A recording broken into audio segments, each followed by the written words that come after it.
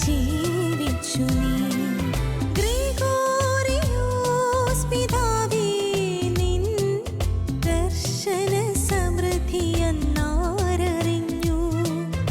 ആയുസ്സു മുഴുവനും പാപങ്ങൾ കേകാൻ നിന്നോളം ജ്വലിച്ചവർ ഒരുപാടില്ല.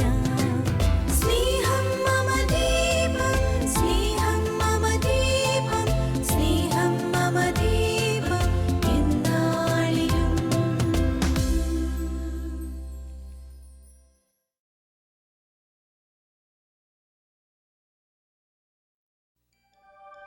ഇന്ന് സാമൂഹ്യക്ഷേമ പ്രവർത്തനങ്ങൾ കൊണ്ട് കേരളം സമ്പന്നമാണെങ്കിലും അതിന് തുടക്കം കുറിച്ചത് arch bishop Benedict Mar Gregorios ആണെന്ന് ചരിത്രം ഓർമ്മിപ്പിക്കുന്നു.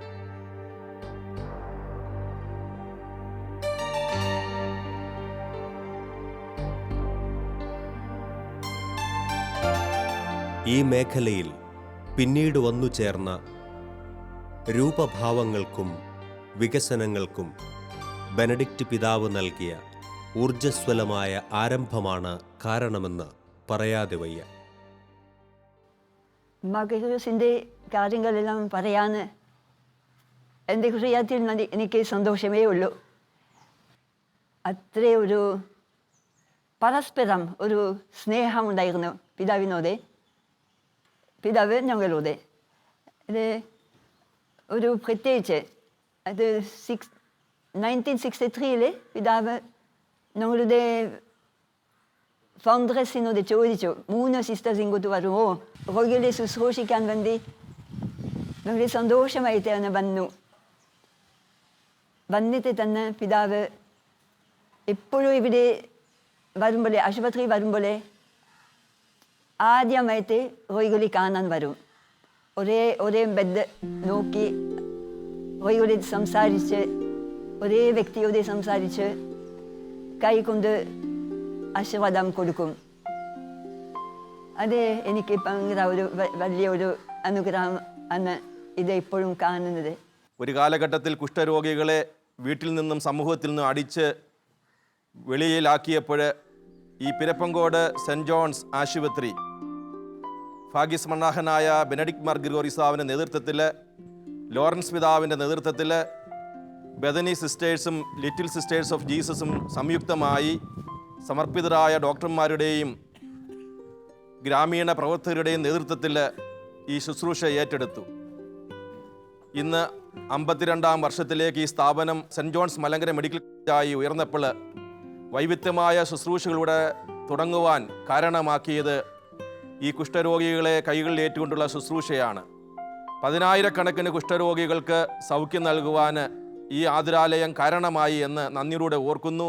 ഇന്നും ആ ശുശ്രൂഷയുടെ വെളിച്ചത്തിൽ മലങ്കര കത്തോലിക്ക സഭ വൈവിധ്യമായ ശുശ്രൂഷ മേഖലകളിൽ ഈ ശുശ്രൂഷ തുടർന്നുകൊണ്ട് പോകുന്നു.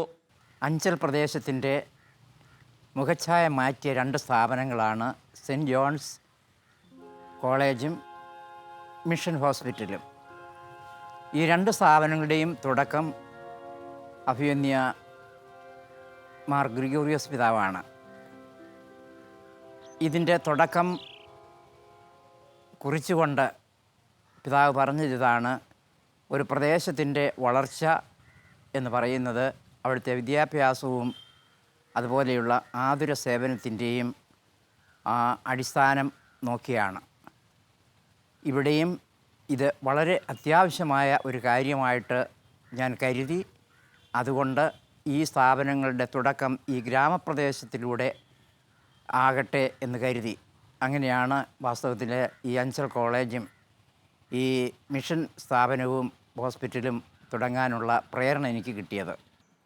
അദ്ദേഹം ഒരു വിശുദ്ധൻ എന്ന് ഞാൻ പരിപൂർണമായി വിശ്വസിക്കുന്നു. കാരണം എവിടെ പോയി തിരിച്ചു വന്നാലും ശരി തന്നെ, എത്ര പാതിരാത്രി കഴിഞ്ഞാലും ശരി തന്നെ, കർത്താവിൻ്റെ സന്നിധിയിൽ പോയിരുന്ന് അരമന ചാപ്പലിൽ ഇരുന്ന് മണിക്കൂറുകൾ പ്രാർത്ഥിച്ചതിന് ശേഷം മാത്രമേ പിതാവിൻ്റെ സ്വന്തം മുറിയിലേക്ക് പോകുമായിരുന്നുള്ളൂ. മനുഷ്യൻ്റെ അടിസ്ഥാനപരമായ ആവശ്യങ്ങളിൽ സഹായഹസ്തമാകാൻ പദവികളും പ്രായവും ജാതിയും ഭാഷയും ഒന്നും തടസ്സമാകില്ലെന്നതിൻ്റെ ഉദാഹരണമാണ് ഡോക്ടർ MM ബഷീറിൻ്റെ അനുഭവം. ഞാൻ doctor MM Basheer, retired district medical officer, Kollam ജില്ലയിലെ കുന്നിക്കോടാണ് എൻ്റെ സ്വദേശം. അഭിവന്ദ്യനായ ബെനഡിക്ട് മാർ ഗൃഗോറിയോസ് തിരുമേനിയെ പരിചയപ്പെടുന്നത് 1972 അത് തിരുവനന്തപുരത്ത് മെഡിസിൻ പഠിക്കുന്ന സമയത്ത് ഓവർബ്രിഡ്ജിനടുത്തുള്ള SMB സ്കൂളിൽ ഒരു പ്രകൃതി ചികിത്സാ പഠനം 1 മാസത്തേക്ക് ഉണ്ടായിരുന്നു. അഭിവന്ദ്യനായ തിരുമേനിയാണ് അത് ഉദ്ഘാടനം ചെയ്തത്. ഉദ്ഘാടനത്തിന് ശേഷം തിരുമേനി ആ ക്ലാസ്സിൽ സ്ഥിരമായി പങ്കെടുക്കുമായിരുന്നു. എല്ലാ ദിവസവും തിരുമേനിക്ക് വരാൻ കഴിയില്ലായിരുന്നു. ഞാനിരുന്ന ബെഞ്ചിലായിരുന്നു തിരുമേനിയും ഇരുന്നത്. വളരെ ലളിതമായ സ്വഭാവം. എന്നിട്ട് ഈ ചികിത്സാ പദ്ധതിയിൽ തിരുമേനിക്ക് ചില സംശയങ്ങൾ തോന്നും. അവിടുത്തെ വലിപ്പം കൊണ്ട് അത് നേരിട്ട് ചോദിക്കാനുള്ള വൈഷമ്യം കൊണ്ട് അദ്ദേഹത്തിൻ്റെ സംശയങ്ങൾ എന്നോട് പറഞ്ഞായിരുന്നു ചോദിപ്പിക്കുന്നത്. എന്നിട്ട് അന്നത്തെ ആ പ്രകൃതി ചികിത്സ പഠിപ്പിച്ച ഗണേശ് ശർമ്മയെ പിന്നീട് അവസാനം അരമനയിലെ തന്നെ അന്തേവാസിയാക്കുകയുണ്ടായി. അപ്പോൾ തിരുമേനി വരാൻ കഴിയാത്ത ദിവസങ്ങളിൽ അന്ന് പഠിപ്പിച്ചത് ബിഷപ്പ് ഹൗസിൽ പോയി അദ്ദേഹവുമായി ചർച്ച ചെയ്യുന്നതായിരുന്നു എൻ്റെ ഒരു സ്വഭാവം. അങ്ങനെയാണ് തിരുമേനിയുമായി അടുക്കാൻ ഇടയായത്. ആ ബന്ധം വളരെയേറെ കാലം നിലനിന്നു. ആ വലിയ വ്യക്തിത്വത്തെ അവതരിപ്പിക്കാൻ വാക്കുകൾ ചുരുക്കമാണ്. താൻ ജീവിച്ച ദേശത്തിലും കാലത്തിലും സംസ്കാരത്തിലും നിറഞ്ഞു നിന്ന് അതിനപ്പുറമുള്ളവയെ കീഴടക്കി. ആ കീഴടക്കാൻ ഉപയോഗിച്ച വന്ധ്യപിതാവിൻ്റെ ഏറ്റവും വലിയ ആയുധം അഗാധമായ മാനവികത ആയിരുന്നു. സ്നേഹം മമ ദീപം എന്ന ആദർശവാക്യം സ്വീകരിച്ച ആ സ്മര്യപുരുഷൻ സമൂഹത്തിനും ലോകത്തിനും മാതൃകയാണ്. മറക്കാൻ കഴിയാത്ത ഒരു അനുഭവമാണ് നിങ്ങളുമായി ഞാൻ പങ്കുവെക്കാൻ ഉദ്ദേശിക്കുന്നത്. അവിടെ നിന്നെല്ലാം പഠിച്ചെല്ലാം കഴിഞ്ഞു. സർക്കാർ സർവീസിൽ ഞാൻ ഡ്യൂട്ടിയിലെല്ലാം ചേർന്നു. അങ്ങനെ ഇരിക്കവേ ഒരു ആക്സിഡൻ്റ് ഉണ്ടായി. റോഡ് ആക്സിഡൻ്റ് ഉണ്ടായിട്ട് എൻ്റെ വലത് കാലിൻ്റെ 4 വിരലുകൾ മുറിഞ്ഞ് തൂങ്ങി. അതിൻ്റെ ടെൻഡനെല്ലാം മുറിഞ്ഞ് തൂങ്ങി, എല്ലുകളെല്ലാം ഉടഞ്ഞ്, 2ാമത്തെ വിരലിൻ്റെ ചുവട്ടിലൊരു എല്ല് ഇല്ല. 1ാമത്തെ വലിയ വിരലിൻ്റെ പിറകു ഭാഗവും ആ കാല് മുഴുവൻ ഉടഞ്ഞ് ചതഞ്ഞു. കൂട്ടിയിടിച്ച വാഹനങ്ങൾക്കിടയിൽ കാലായിപ്പോയി. മെഡിക്കൽ കോളേജിൽ അഡ്മിറ്റ് ചെയ്ത സമയത്ത് ഇത് പ്ലാസ്റ്റർ ചെയ്യാൻ പറ്റില്ല. ആഴമുള്ള മുറിവുള്ളത് കൊണ്ട് അത് പ്ലാസ്റ്റർ ചെയ്ത് എടുക്കാൻ പറ്റില്ല. പല കഷ്ണങ്ങളായി അസ്ഥി മാറിപ്പോയതുകൊണ്ട് അത് കൂട്ടി യോജിപ്പിക്കാനുള്ള ബുദ്ധിമുട്ടും ഉണ്ട്. ORIF എന്ന ചുരുക്കപ്പേരിൽ പറയുന്ന സർജറി ചെയ്ത് വേണം ആ എല്ലുകളെ പിന്നെ കൂട്ടിപ്പിടിപ്പിക്കാൻ. അതല്ല എങ്കിൽ ഗാംഗ്രൻ അടിക്കാൻ സാധ്യതയുള്ളതുകൊണ്ട് 4 വിരലുകൾ മുറിച്ചു കളയേണ്ടുന്ന ഒരു സന്ദിഗ്ധാവസ്ഥയിൽ എത്തി. ഇത് ശരിയാക്കണമെങ്കിൽ അതിന് കുറച്ച് പ്ലേറ്റ്, സ്ക്രൂ, ബോൾട്ട് പോലെ സാധനങ്ങൾ വേണം. അത് തിരുവനന്തപുരം മെഡിക്കൽ കോളേജിൽ ഉണ്ടായിരുന്നത് അതിനു മുമ്പുണ്ടായിരുന്ന ഒരു മേജർ ആക്സിഡൻറ്റിൽ പെട്ടവർക്ക് പലർക്കായിട്ട് അത് ഫിറ്റ് ചെയ്ത് പോയതുകൊണ്ട് ഈ ഉപകരണം അവിടെ ഇല്ല. അപ്പോൾ എൻ്റെ വിരല് മുറിക്കേണ്ടി വരും എന്ന തീരുമാനത്തിൽ എത്തി. അതല്ല എങ്കിൽ ഈ ഉപകരണം കിട്ടണമെങ്കിൽ പിന്നെ വെല്ലൂർ മെഡിക്കൽ കോളേജിൽ നിന്ന് വേണം ലഭിക്കാൻ. അപ്പോൾ എനിക്ക് പോകാൻ ആരുമില്ല. എൻ്റെ കയ്യിൽ അതിനുള്ള സാമ്പത്തിക ശേഷിയും അന്ന് ഉണ്ടായിരുന്നില്ല. വലിയ വിപുലമായ പരിചയങ്ങളും ഇല്ല. ആ മെഡിക്കൽ കോളേജിൻ്റെ എമർജൻസി വാർഡിൽ കിടന്നുകൊണ്ട് എൻ്റെ കൂടെ ഉണ്ടായിരുന്ന ഷാജി എന്ന കുട്ടിയുടെ കയ്യിൽ ഒരു കത്തെഴുതി അരമനയിലേക്ക് കൊടുത്തയച്ചു. തിരുമേനിയുടെ കയ്യിൽ കൊടുക്കാൻ ഈ വിവരം പറയാൻ. തിരുമേനി ആ കത്ത് വാങ്ങിയിട്ട് ആ കുട്ടിയെ ഞാൻ പറഞ്ഞയച്ചു. അല്പസമയം കഴിഞ്ഞപ്പോൾ ഈ തിരുവനന്തപുരം മെഡിക്കൽ കോളേജിലെ വാർഡിലേക്ക് അഭിവന്ദ്യ പിതാവും കുറേ പുരോഹിതന്മാരുമായി വരുന്നു. തിരുമേനിക്ക് പാസിന് വേണ്ടി കാത്തു നിൽക്കേണ്ട സമയമില്ല, സന്ദർശക സമയം നോക്കി നിൽക്കേണ്ട സമയമില്ല. എല്ലാവരും ആദരിക്കുന്ന വ്യക്തിത്വമല്ലേ. അദ്ദേഹത്തെ കണ്ടപ്പോൾ ഞാൻ അത്ഭുതപ്പെട്ടുപോയി. കാല് വിങ്ങുന്ന വേദനയുമായി ഉയരത്തിൽ കെട്ടിത്തൂക്കിയിട്ടിരിക്കുന്ന കാലിൽ വന്നിട്ട് ആ പല്ലവ സദൃശമായ വിരൽ കൊണ്ട് സ്പർശിച്ചപ്പോൾ വല്ലാത്തൊരു തണുപ്പാണ് അനുഭവപ്പെട്ടത്. അവിടെ നിന്ന് പ്രാർത്ഥിച്ചു. അച്ഛന്മാരും എല്ലാവരും നിന്നിട്ട് അദ്ദേഹം പ്രാർത്ഥിച്ചു കഴിഞ്ഞപ്പോൾ എൻ്റെ വേദന തന്നെ മറന്ന് ഞാൻ മറ്റൊരു ലോകത്തിൽ ആയിപ്പോയി. എൻ്റെ ദുഃഖാവസ്ഥ അദ്ദേഹത്തോട് പറഞ്ഞു. പരിഹാരം ഉണ്ടാക്കാൻ വിഷമിക്കേണ്ട, ബഷീറിൻ്റെ വിരലുകൾ ഒരിക്കലും മുറിക്കപ്പെടില്ല എന്ന് പറഞ്ഞത് അന്വർത്ഥമായിപ്പോയി. പിന്നീട് അദ്ദേഹം ചെയ്തത് എന്താണ് എന്ന് ഡിസ്ചാർജ് ചെയ്ത് കഴിഞ്ഞിട്ടാണ് ഞാൻ വിവരങ്ങൾ അറിയുന്നത്. അദ്ദേഹം ഒരച്ഛനെ ഫ്ലൈറ്റിൽ മദ്രാസിൽ അയച്ച് വെല്ലൂരിൽ നിന്ന് ആ പ്ലേറ്റ് കൊണ്ടുവന്ന് അത് ഫിറ്റ് ചെയ്യാനുള്ള സംവിധാനങ്ങൾ ഉണ്ടാക്കി തന്നു. ഡിസ്ചാർജ് ചെയ്യുമ്പോഴാണ് അന്ന് എന്നെ അറ്റൻഡ് ചെയ്തിരുന്ന ഡോക്ടർ അച്ഛൻ അലക്സ്, അദ്ദേഹം എന്നോട് ചോദിച്ചു, എന്താണ് തിരുമേനിയുമായി ഇത്ര വലിയ ബന്ധം എന്ന്. ഞാൻ പറഞ്ഞു, എനിക്കറിയില്ല, ആ ബന്ധം എന്താണെന്ന് എനിക്കറിയില്ല. അദ്ദേഹത്തിൻ്റെ മാനവികത കൊണ്ട് തോന്നിയ ഒരു ബന്ധം മാത്രമാണ്.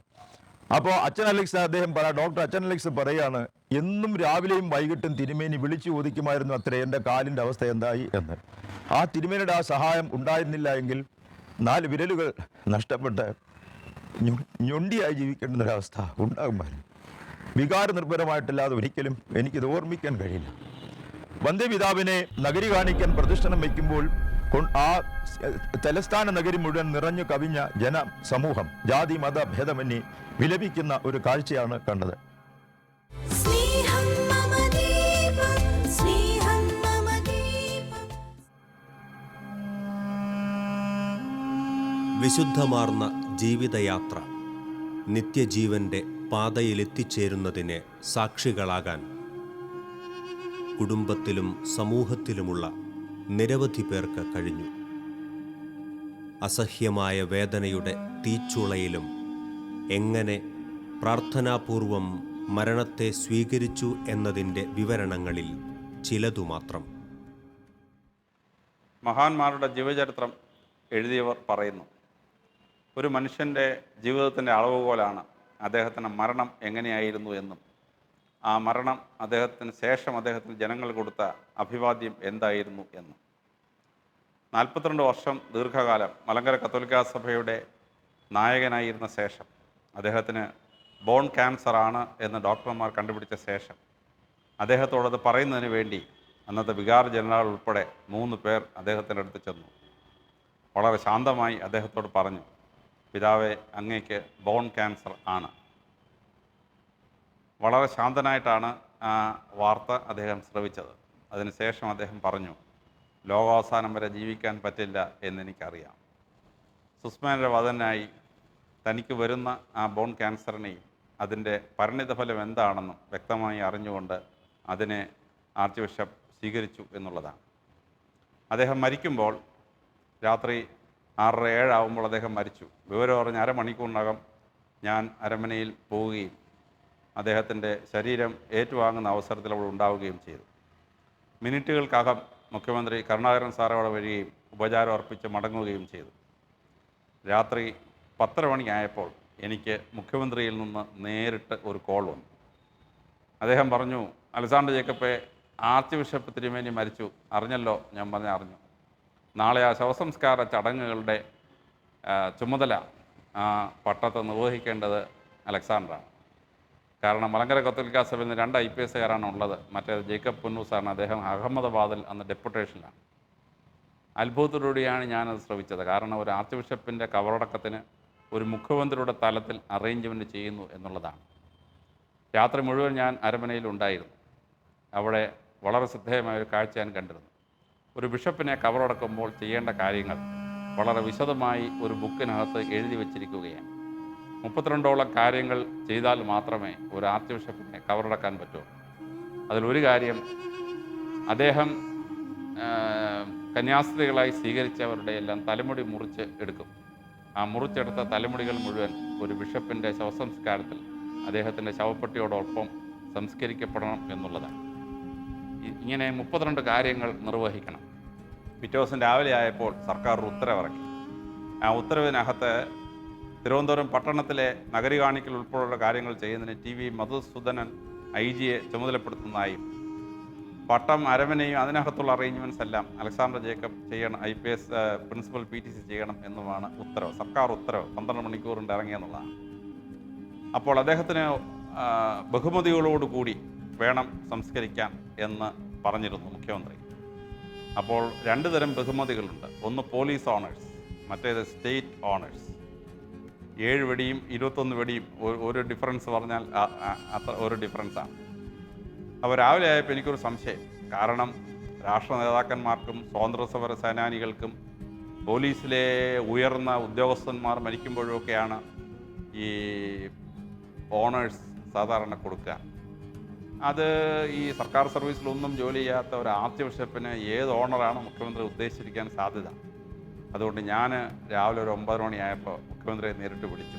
സാധാരണ ഉദ്യോഗസ്ഥന്മാർ മുഖ്യമന്ത്രിയെ നേരിട്ട് വിളിക്കാറില്ല. ഞാൻ ചോദിച്ചു, അങ്ങ് ഇന്നലെ ബഹുമതികളോടുകൂടി സംസ്കരിക്കണമെന്ന് പറഞ്ഞു, അത് പോലീസ് ഓണേഴ്സ് ആണോ സ്റ്റേറ്റ് ഓണേഴ്സ് ആണോ എന്ന് ചോദിച്ചു. അദ്ദേഹം പറഞ്ഞു, സംശയം എന്താ, സ്റ്റേറ്റ് ഓണേഴ്സാണ് കൊടുക്കേണ്ടത് എന്ന് പറഞ്ഞു. അങ്ങനെ മുഖ്യമന്ത്രി ഉത്തരവിടുകയും ഞങ്ങൾ സ്റ്റേറ്റ് ഓണേഴ്സ് അറേഞ്ച് ചെയ്ത ശേഷം കേരളത്തിൽ ഒരു മന്ത്രിയോ ഒരു സീനിയർ ഉദ്യോഗസ്ഥനോ അല്ലാത്ത ഒരാൾക്ക് ഒരുപക്ഷെ ആദ്യമായിട്ട് സ്റ്റേറ്റ് ഓണേഴ്സ് കൊടുത്തത് arch bishop Benedict Mar Gregorios തിരുമേനിയുടെ ശവസംസ്കാരത്തിനാണ്. ഫുൾ സ്റ്റേറ്റ് ഓണേഴ്സിൽ ഞങ്ങൾ അത് ഓർഗനൈസ് ചെയ്യുകയും ശവസംസ്കാര ശുശ്രൂഷകൾ നടത്തുകയും ചെയ്തു. ആ നഗരി കാണിക്കേണ്ടതിന് വേണ്ടി പാളയത്തുനിന്ന് അദ്ദേഹത്തിൻ്റെ ഭൗതിക ശരീരവുമായി വരുമ്പോൾ മെയിൻ റോഡ് MG റോഡുള്ള ട്രാഫിക് മുഖ്യമന്ത്രി കരുണാകരൻ സാർ സ്റ്റോപ്പ് ചെയ്തു. എന്ന ശേഷം മെയിൻ റോഡിലൂടെ പാളയത്ത് ആ നഗരി കാണിക്കൽ ചടങ്ങ് നടത്തി ആ ഭൗതിക ശരീരം പട്ടത്തെ കൊണ്ടുവരികയാണ്. പോലീസ് സാധാരണ വലിയ ഘോഷയാത്രകൾ വരുമ്പോഴും വലിയ ഫങ്ഷൻസ് വരുമ്പോഴൊക്കെ പങ്കെടുത്ത ആളുകളുടെ എണ്ണം കണക്കാക്കും. അന്ന് സ്റ്റേറ്റ് സ്പെഷ്യൽ ബ്രാഞ്ചിലെ DYSP ഈ നഗരി കാണിക്കലിന് അദ്ദേഹത്തിൻ്റെ ശരീരത്തെ അകമ്പടി സേവിച്ച ആളുകളുടെ എണ്ണം എടുത്തിട്ടുണ്ട്. അന്ന് 55,000 55,000 പീപ്പിൾ 6,00,000-ലേറെ ആളുകളാണ് ആ നഗരി കാണിക്കലിൽ അദ്ദേഹത്തിൻ്റെ ശവസംസ്കാര ശുശ്രൂഷകളിൽ പങ്കെടുത്തത് എന്ന് കണക്കുകൾ കാണിക്കുന്നു. ഒരു മേജർ പൊളിറ്റിക്കൽ പാർട്ടിയുടെ വളരെ ഓർഗനൈസ്ഡായ ഒരു പ്രക്ഷോഭണത്തിൽ പോലും അത്രയും പേർ സാധാരണ സംഘടിക്കപ്പെടുകയില്ല. യാതൊരു വിധമായ ഓർഗനൈസേഷനും ഇല്ലാതെ, ഒരു ലോറിയിലും ആരും പിടിക്കാതെ, ജനങ്ങളുടെ പിതാവിനോടുള്ള ബഹുമാനം സൂചകമായി, സ്നേഹസൂചകമായി 55,000 പേർ പങ്കെടുത്തു. അതിൽ കടപ്പുറത്തുനിന്ന് വരുന്ന നിരവധി സ്ത്രീകളും ഒരുപാട് മുസ്ലിം സഹോദരന്മാരും കരഞ്ഞുകൊണ്ട് ആ ഭൗതിക ശരീരത്തിനടുത്ത് നിൽക്കുമ്പോൾ ഞാൻ അത്ഭുതപ്പെട്ടുപോയി. 30 സ്ത്രീകൾക്കും മുസ്ലിം സഹോദരന്മാർക്കും വരെ ഇത്ര വലിയ സ്നേഹം ആ മനുഷ്യൻ കൊടുത്തിരുന്നു എന്നുള്ളതാണ്. വളരെ പ്രമുഖനായ ഒരു RSS നേതാവ്, കാവി ഉടുത്ത് നിൽക്കുന്ന മനുഷ്യൻ, അദ്ദേഹത്തിൻ്റെ കണ്ണിലൂടെ കണ്ണീർ വരുന്നത് ഞാൻ കണ്ടു. നാനാജാതി മതസ്ഥരായ ആളുകളുടെ സ്നേഹം ഏറ്റുവാങ്ങിക്കൊണ്ട് തിരുവനന്തപുരം പട്ടണം കണ്ട ഏറ്റവും വലിയ ശവസംസ്കാര ശുശ്രൂഷ ആയിരുന്നു arch bishop Benedict Mar Gregorios തിരുമേനിക്ക് നൽകപ്പെട്ടത്. എൻസൈക്ലോപീഡിയ ബയോഗ്രഫീസിൽ മഗ്രോ ഹിൽ കമ്പനി പറയുന്നത് പോലെ last words and the last departure അതെങ്ങനെയാണെന്നുള്ളത് ആ മഹാനെ ജനം അസസ് ചെയ്തതിൻ്റെ വലിയ ഒരു ഭാഗമാണ്. ബെനഡിക്ട് മാർ ഗ്രിഗോറിയോസ് തിരുമേനിയുടെ മരണം എല്ലാ സംസ്കാരവും എല്ലാ അർത്ഥത്തിലും ആ മഹാൻ്റെ ജീവിതത്തോട് ജനങ്ങൾ കാണിച്ച, കേരള ജനത കാണിച്ച, സർവോപരി അന്ന് കേരളം ഭരിച്ചെന്ന് മുഖ്യമന്ത്രി കരുണാകരൻ സാർ കാണിച്ച ഏറ്റവും വലിയ ഒരു ബഹുമാനമായി ഇന്നും ഞാൻ അതിൻ്റെ ചാർജ് വഹിച്ച ഉദ്യോഗസ്ഥ നിലയ്ക്ക് ഓർത്തിരിക്കുകയാണ്. മഹാനായ വ്യക്തിക്ക് കിട്ടിയ മഹത്തായ ഒരു സംസ്കാര ശുശ്രൂഷ എന്ന് അതിനെ പറയേണ്ടി വരും. തിരുമേനിയുടെ അന്ത്യകാലത്ത് അദ്ദേഹത്തെ ശുശ്രൂഷിക്കാനുള്ള ഒരവസരവും എനിക്ക് ലഭിച്ചു. അന്ന് ഞാൻ മെഡിക്കൽ കോളേജിൽ സൂപ്രണ്ടായിരുന്നു. അദ്ദേഹത്തിന് രോഗത്തോടുള്ള സമീപനം വളരെ നിസ്സംഗമായിരുന്നു. പാൻക്രിയാസിലെ ക്യാൻസറായിരുന്നു അദ്ദേഹത്തിൻ്റെ രോഗം. ഒരു ദിവസം അദ്ദേഹം നടന്നുകൊണ്ടിരിക്കുമ്പോൾ ഒരു സിസ്റ്റർ, ഒരു ഇച്ചിരി പ്രായമായ ഒരു സിസ്റ്റർ വന്നു അദ്ദേഹത്തിനെ കാണാനായിട്ട്. അപ്പോൾ തിരുമേനി എന്നോട് പറയുകയാണ്, ഡോക്ടർ, ഈ വരുന്ന ഇവരും ഞാനും തമ്മിലൊരു മത്സര ഓട്ടത്തിലാണ്. ആരാണ് ആദ്യം അവിടെ എത്തുക എന്നുള്ളത് അറിയില്ല. ആ സിസ്റ്ററിനും അഡ്വാൻസ്ഡ് ക്യാൻസറാണ്. ഇതാണ് തിരുമേനിയുടെ സ്വതസിദ്ധമായ നർമ്മം. മരിക്കുന്നതിന് 2 മണിക്കൂർ മുമ്പ് അദ്ദേഹം വെൻറ്റിലേറ്റർ മാറ്റാനായിട്ട് ആംഗ്യം കാണിച്ചു. അങ്ങനെ ഞാൻ വെൻറ്റിലേറ്റർ മാറ്റി. വെൻറ്റിലേറ്റർ മാറ്റിക്കഴിഞ്ഞപ്പോൾ അദ്ദേഹം എൻ്റെ മുഖത്ത് നോക്കിയിട്ട് എന്നെ ചെവി ചുണ്ടിനോട് അടുപ്പിക്കാനായിട്ട് ആംഗ്യം കാണിച്ചു. ഞാൻ എൻ്റെ ചെവി അദ്ദേഹത്തിൻ്റെ ചുണ്ടോട് അടുപ്പിച്ചു. അപ്പോൾ അദ്ദേഹം പറഞ്ഞു, thank you, you have been a great companion for my soul. Peace, happiness and prosperity to your family. അങ്ങനെ എൻ്റെ കണ്ണിൽ നിന്ന് ഞാൻ അറിയാതെ കണ്ണുനീർത്തുള്ളികൾ അദ്ദേഹത്തിൻ്റെ താടിരോമങ്ങളിൽ പതിച്ചു. ഇതായിരുന്നു അദ്ദേഹം പറഞ്ഞ അവസാനത്തെ വാക്ക്.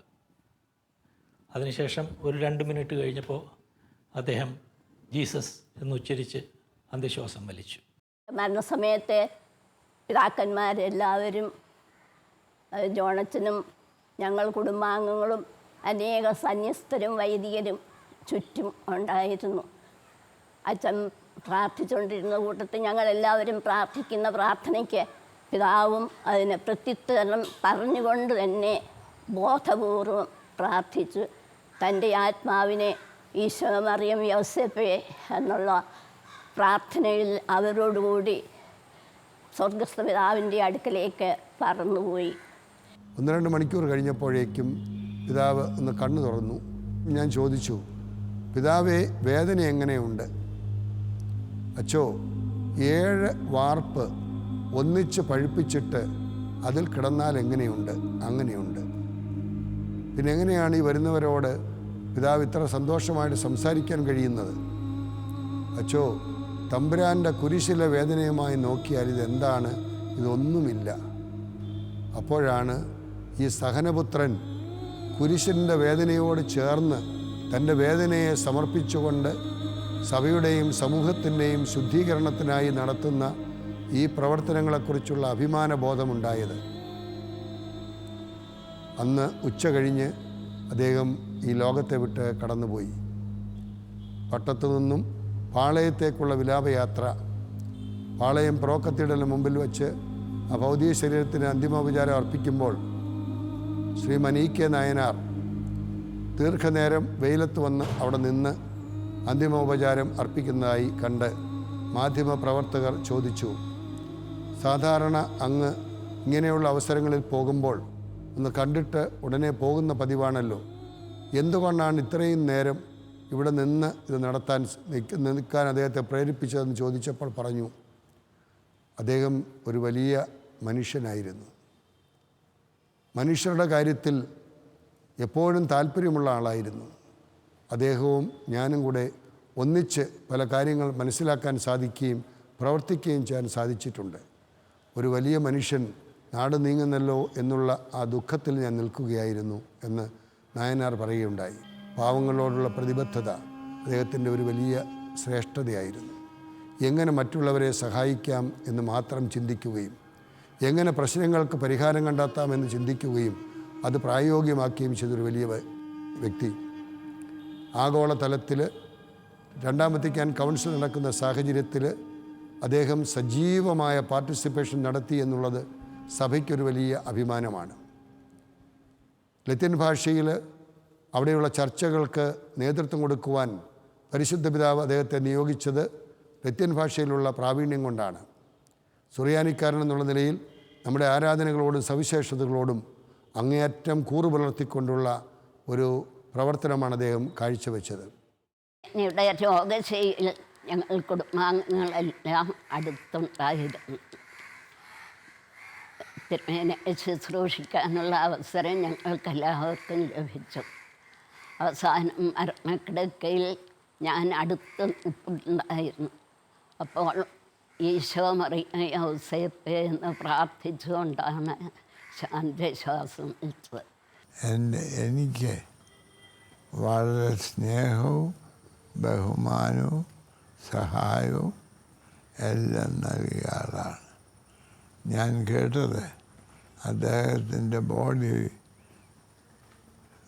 തിരുവനന്തപുരത്ത് വഴിയെ കൊണ്ടുപോകുമ്പോൾ അന്ന് അവിടെ പ്രസ്താവിച്ച ആൾ പറഞ്ഞു, തിരുവനന്തപുരത്തെ വെളിച്ചം ഇതാ കെട്ടുകൊണ്ടിരിക്കുന്നു എന്ന്. അതിൻ്റെ അർത്ഥം തിരുവനന്തപുരത്തെ എല്ലാ രംഗങ്ങളിലും വളരെയധികം ശോഭിക്കാൻ അവസാനത്തെ രോഗം ആരംഭിച്ചു.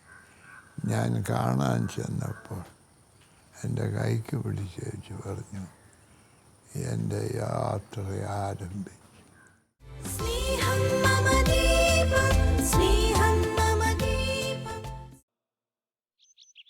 ജാതിമത പരിഗണനകൾക്കതീതമായി വളർന്ന് മതേതരത്വത്തിൽ അധിഷ്ഠിതമായ മാനവികതയുടെ മാതൃക ഉയർത്തിക്കാട്ടിയ ആർച്ച് ബിഷപ്പ് ബെനഡിക്റ്റ് മാർ ഗ്രിഗോറിയോസിൻ്റെ ജീവിതം മനുഷ്യസേവനത്തിനും ആധ്യാത്മിക മൂല്യങ്ങൾക്കും വേണ്ടി സമർപ്പിക്കപ്പെട്ടതായിരുന്നു.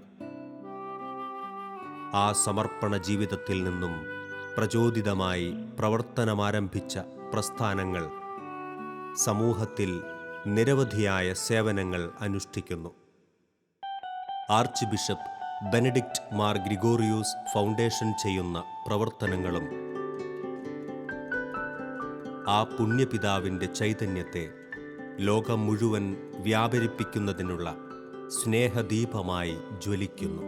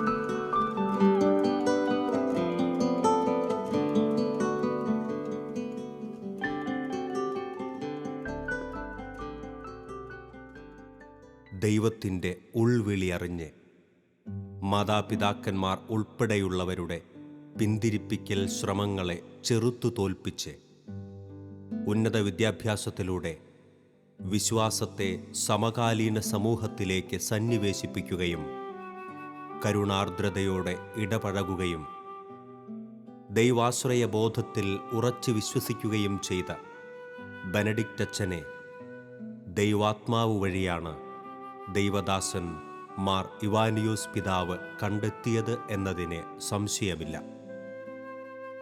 മെത്രാൻ പദവിയിലേക്ക് ഉയർത്തപ്പെട്ട ബെനഡിക്റ്റ് അച്ഛൻ ഉണർവുള്ളവരായിരിക്കുവിൻ എന്നർത്ഥമുള്ള ഗ്രിഗോറിയൂസ് എന്ന പേരാണ് സ്വീകരിച്ചത്. കാലയവനികയ്ക്കുള്ളിൽ മറഞ്ഞെങ്കിലും ഇന്നും ആ ഉണർവിൻ്റെ സ്നേഹദീപം അനേകരിലേക്ക് പ്രസരിക്കപ്പെടുകയാണ്. സ്നേഹമായി, ആശ്വാസമായി, കരുണയായി, അനുഗ്രഹങ്ങളായി.